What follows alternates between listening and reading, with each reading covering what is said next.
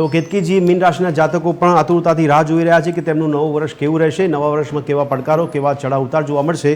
તો ટેરો કાર્ડના માધ્યમથી કેતકીજી જણાવશો, મીન રાશિના જાતકો માટે નવું વર્ષ કેવું રહેશે, કેવા રહેશે ચઢાવ ઉતાર? ચોક્કસ વાત કરીએ આપણે મીન રાશિની. આ વર્ષ તમારું ઓકે છે, સારું છે. બને ત્યાં સુધી તમારે પોતાને ક્યાંય વધારે પડતું ક્યાંય સ્ટક નથી થવાનું. બને ત્યાં સુધી નેગેટિવ થિંકિંગ નથી કરવાના.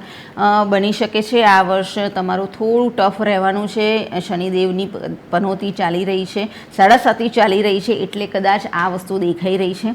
સો હું એટલી જ સલાહ આપું છું કે તમે ભૈરવ દાદાની આરાધના કરો, હનુમાનજીની આરાધના કરો, શનિદેવની આરાધના કરશો તો આ વર્ષ તમારું ઓકે રહેશે. ક્યાંક બહાર જવાનું થાય તેવી પણ શક્યતા છે. કોઈ નવા વ્યક્તિઓ થકી તમને સારામાં સારી બેનિફિટ થાય તેવી પણ શક્યતા છે.